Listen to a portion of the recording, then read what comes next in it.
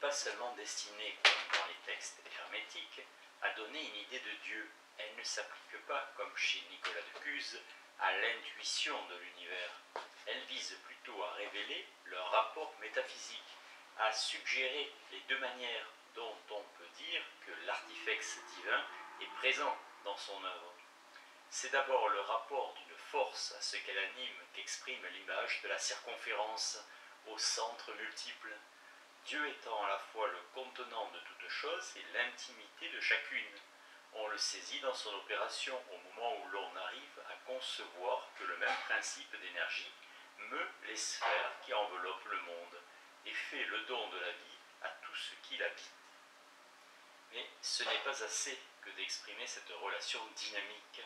Il faut encore tirer de l'image du cercle le symbole type qu'impose l'analogie de sa structure avec la place privilégiée du soleil dans le monde visible, celle de l'âme dans l'invisible. Ficin n'est donc pas moins attentif à tirer parti de la forme concrète que de la notion du cercle. Celle-ci aidait à concevoir que le génie de l'artiste divin s'est exprimé dans le monde par le mouvement et la vie qui y règne partout. Mais le schéma circulaire qui gouverne les structures de l'univers doit également être considéré comme un emblème spécifique. Les deux principes qui font de la création une œuvre d'art si admirable sont l'expansion de la vie et la rigueur de l'ordre mathématique. C'est par là que le cosmos manifeste si clairement dans la durée et dans le visible sa conformité avec le modèle éternel qui est la pensée de Dieu. Nous vivons dans le temple du grand architecte. Cette antique métaphore retrouve dans l'œuvre de Ficin, comme dans celle d'Alberti, une puissante actualité. Elle revient constamment pour désigner l'économie supérieure du monde complet. Mais pour mieux analyser le fonctionnement du merveilleux édifice, Ficin s'est encore adressé à certains modèles mécaniques à la mode. La seule œuvre d'art que le philosophe ait décrite en détail est en effet un de ces montages d'automates, comme on en fabriquait déjà beaucoup dans les pays du Rhin, et dont certaines horloges à figures sont des spécimens connus. Ficin avait eu l'occasion d'en examiner un à Florence, même en 1475, et il s'est plu à y découvrir l'image même de l'ordre cosmique. Nous avons vu à Florence un tabernacle, dû à un artisan allemand, où des figures d'animaux rendues par un système d'équilibre solidaire d'une seule boule se mouvaient diversement en fonction de celle-ci.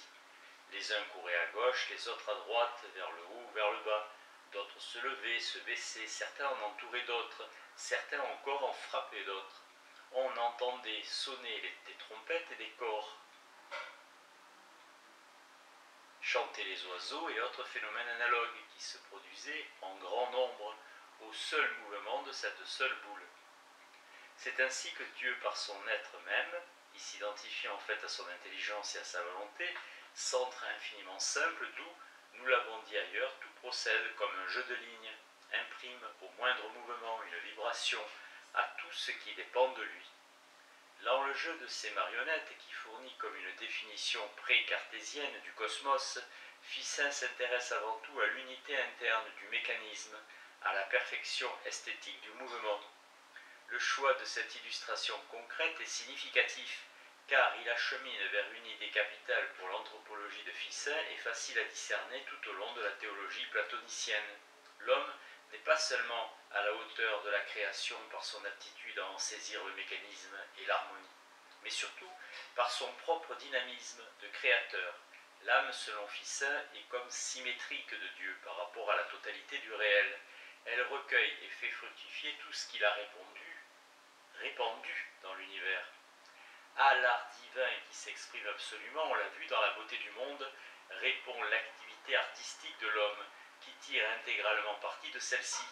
Le grand jeu divin trouve sa réplique dans les modalités du jeu et du travail humain qui l'imitent et le rejoignent exactement. Il faut surtout observer que nul ne peut comprendre par quel moyen ou comment l'œuvre d'art a été élaborée par un artiste averti, s'il ne possède au même degré l'intelligence artistique. Mais celui qui peut, grâce à l'identité des intelligences, arriver à cette compréhension pourrait aussi, après avoir saisi le mécanisme de l'œuvre, la reproduire s'il avait la matière voulue. Or l'homme a bien vu l'ordre des cieux, l'origine de leur mouvement, leur progression, leur distance et leur action. Qui pourrait donc nier qu'il possède le génie même, si je peux dire, du Créateur, et qu'il serait capable de façonner les cieux s'il trouvait les instruments et la matière céleste? Ne les façonne-t-il pas à sa manière dans une autre matière, mais selon les mêmes principes? Dans cette observation extraordinaire, Ficin transpose encore une règle de l'esthétique contemporaine. Le spectateur adéquat, selon la conception intellectualiste du Quattrocento, comprend intégralement l'œuvre contemplée, en la reportant à la forme idéale dont elle procède. Alberti avait exposé qu'on peut énoncer les principes vrais d'un art qu'on ne pratique pas. Mais l'homme n'est pas seulement ce spectateur privilégié pour qui l'œuvre d'art du réel est en droit absolument intelligible. C'est par ses démarches créatrices qu'il démontre surtout l'identité de son génie, avec celui de l'artifex divin. Du point de vue métaphysique, l'homme doit être défini comme un artiste universel. Partout, l'homme traite tous les êtres matériels du monde comme s'ils étaient à son service. Les éléments, les pierres, les métaux, les plantes, les animaux. Il modifie de multiples façons leur forme et leur aspect, ce que ne peut faire une bête, et il ne travaille pas seulement un élément à la fois ou quelques-uns comme les bêtes. Il les emploie tous, comme doit le faire le Seigneur de toutes choses. Il foule la terre, il sillonne l'eau, il s'élève dans l'air sur des tours immenses, pour ne rien dire des plumes de Dédale et d'Icare. Il sait allumer le feu, et il est le seul à employer couramment le foyer pour l'utile et l'agréable, car seul un être céleste prend plaisir à l'élément céleste. Il faut un pouvoir céleste à l'homme pour s'élever jusqu'au ciel et à le mesurer. Avec son esprit supracéleste, il dépasse le ciel.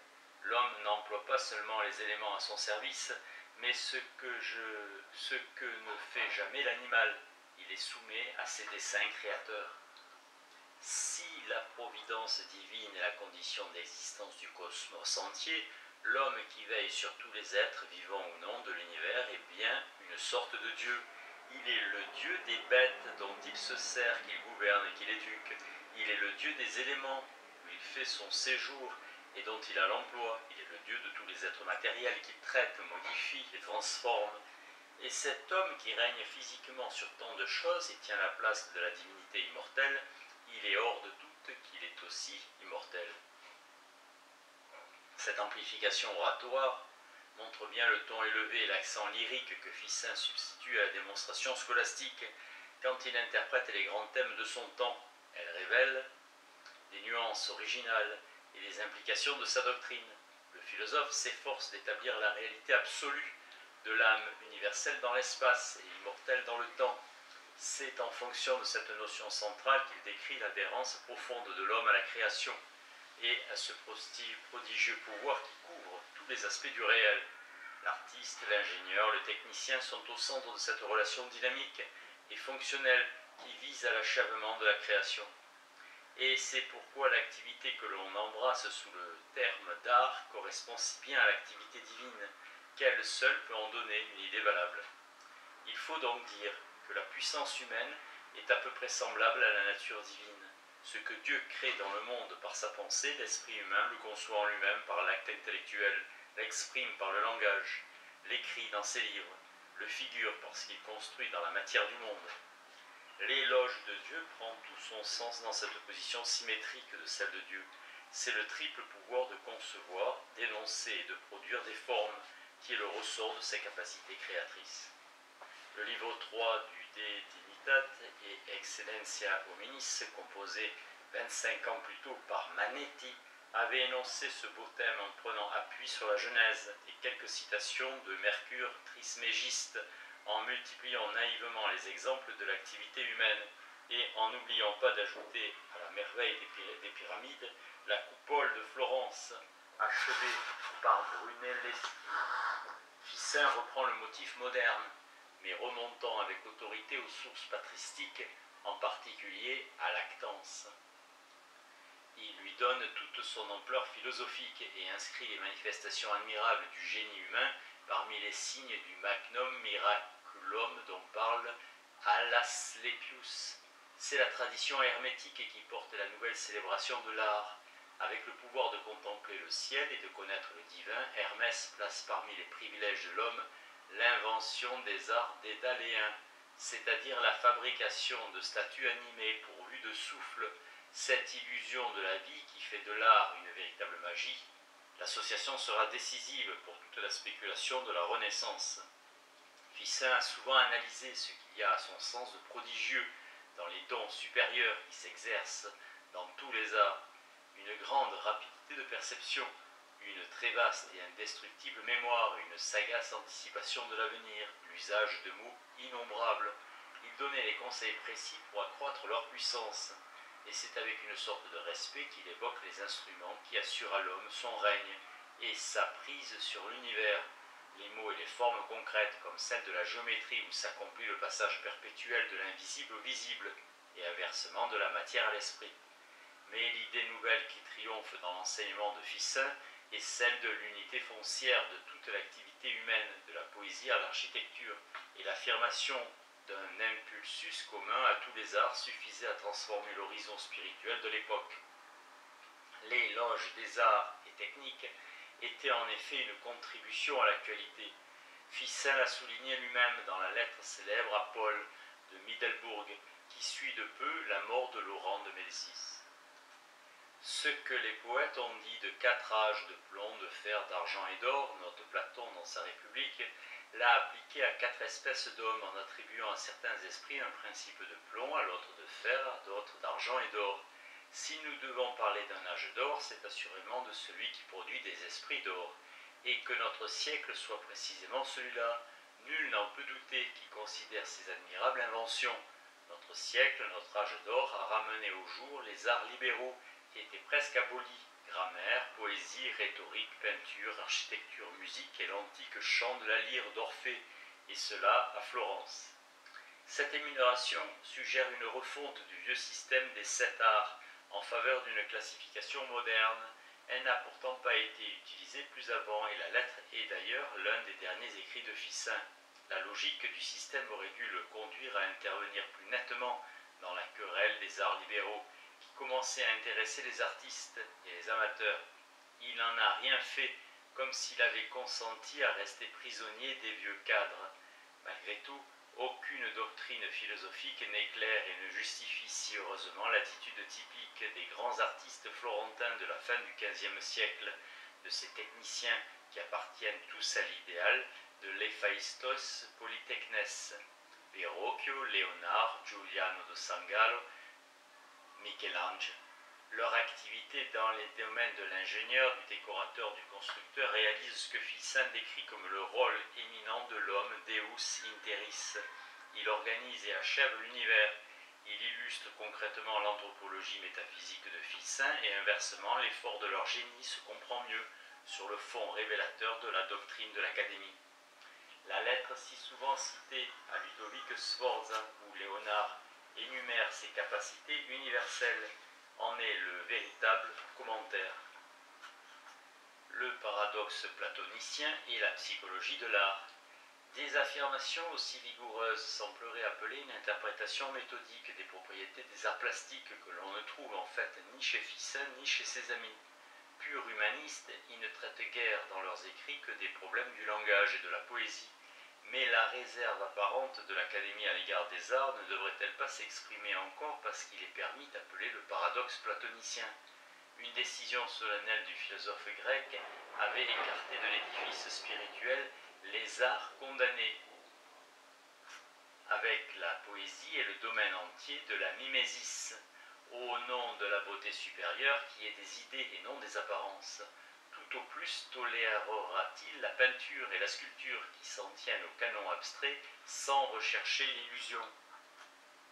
Seuls sont sauvés les arts de poésis qui relèvent les lois de l'univers sans consentir à l'imitation superficielle. Les arts qui ont tant de puissance sur l'âme doivent être suspects aux philosophes. Les prestiges illusoires cherchés par le peintre et le poète sont comparables aux artifices de la sophistique. Le sage ne peut justifier que les formes abstraites et pures, fondées sur le nombre, celles de l'architecture, et dans ce mode viril de la musique. La défiance de Platon envers l'art contraste avec l'admiration si fervente et si confiante de la beauté, qui a trouvé son expression inoubliable dans les grands dialogues consacrés à la vocation de l'âme. Mais les humanistes florentins ne pouvaient s'en tenir au terme de cette dialectique et ignoraient les développements du problème à la fin de l'Antiquité et au Moyen Âge. Porphyre rapporte avec un passage célèbre traduit par Ficin que Plotin avait tellement honte d'avoir un corps qu'il refusait avec indignation d'en donner l'image à représenter aux peintres et aux sculpteurs. Et les pères avaient souvent montré la même sévérité à l'égard des arts qui immortalisent, ce qui précisément n'est pas digne d'être considéré et qu'on pourrait rendre responsable de l'idolâtrie. L'exclusion officielle de la peinture et de la sculpture du cœur des arts libéraux avait été autrefois et restait en somme au XVe siècle la conséquence des arrêtés platoniciens.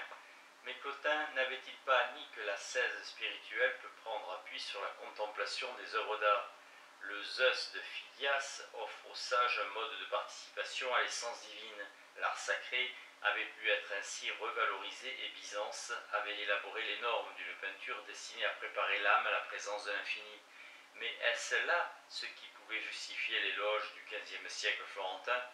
L'éloge de l'homme artiste, établi comme un dieu au centre de l'univers, risquait de placer Ficin dans une situation d'autant plus embarrassante qu'il se faisait fort de tout unifier à partir de la tradition platonicienne. Il lui a en fait permis d'éluder le débat et de composer tous les points de vue dans une page où il expose la toute-puissance de l'âme. Ficin semble accepter incidemment la théorie mimétique de l'art. De même que les œuvres d'art sont des images, simulacres, des choses de la nature, de même celles-ci sont des images des choses divines. À cause de leur analogie matérielle, les œuvres d'art approchent davantage de la vérité des choses naturelles que celles-ci de la vérité des choses divines. Si la différence entre un cheval figuré et un cheval réel tient seulement à ce que le premier n'est pas vrai, elle est bien considérable entre un cheval réel et le cheval divin, c'est-à-dire l'idée et la vraie raison du cheval, si l'on peut bien dire qu'il représente l'ombre du cheval plutôt que sa forme même.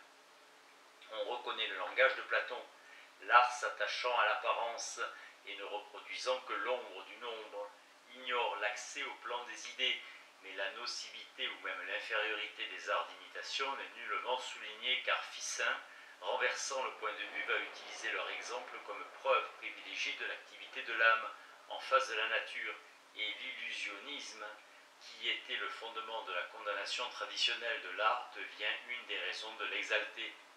Les raisins de Zeuxis, le chien d'Apelle, la Vénus de Praxitèle démontrent avec les automates d'Archimède et les statues ambulantes des Égyptiens que l'homme est apte à imiter ce qu'il y a de divin dans l'organisme du monde, à achever, corriger, améliorer la nature inférieure.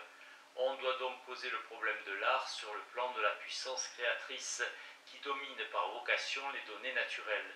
L'exemple du pré d'Apelle, dont la source n'a pas encore été décelée, permet de pousser l'analyse.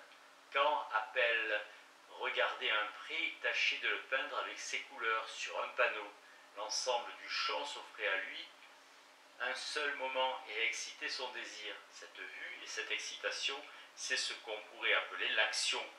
Mais le mouvement est un acte qui se déploie à travers des éléments successifs et l'acte de regarder et de peindre accompli par Apelle est appelé mouvement parce qu'il procède en plusieurs étapes. Il regarde une fleur, puis l'autre et peint de même. C'est le pré qui donne à l'esprit d'Apelle, en un seul et même moment, la perception du spectacle et le désir de le peindre. Mais si Apelle regarde un brin d'herbe et le peint, puis un autre à des moments successifs, ce n'est plus un effet du champ, mais de l'âme d'Apelle qui est capable par sa nature de voir, d'exécuter des choses, non plus simultanées, mais successives.